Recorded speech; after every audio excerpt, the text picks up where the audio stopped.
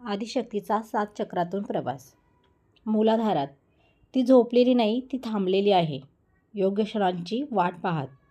मातीच्या गर्भात आईची ताकद साठलेली, मी आहे असं सांगणारी. शांतपण अढळ.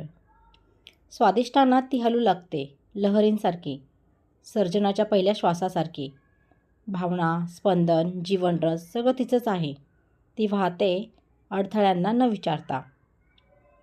मणिपुरात ती ज्वाला होते, भीती जाळणारी, स्वतःला ओळख देणारी. इथे ती म्हणते, तू कमजोर नाहीस, तू विसरली आहेस तुझी शक्ती. अनाहतात ती प्रेम बनते, आईसारखी, क्षमा करणारी, धरून ठेवणारी. हृदयाच्या प्रत्येक ठोक्यात ती कुजबुजते, सोड आणि हलकं हो. विशुद्धात ती शब्द होते, सत्याची दारू घेऊन मौनालाही अर्थ देणारी. इथे तिचा आवाज कडक नाही पण अचल असतो. आज्ञात ती दृष्टी होते, डोळे मिटताच दिसू लागणारी. भूत भविष्य विरघळतं आणि उरतं फक्त आता. आणि सहस्रारात ती देवी नसते, ती साधकही नसते, तर ती आदिशक्ती असते, श्वासात, शांततेत, अनंतात विलीन.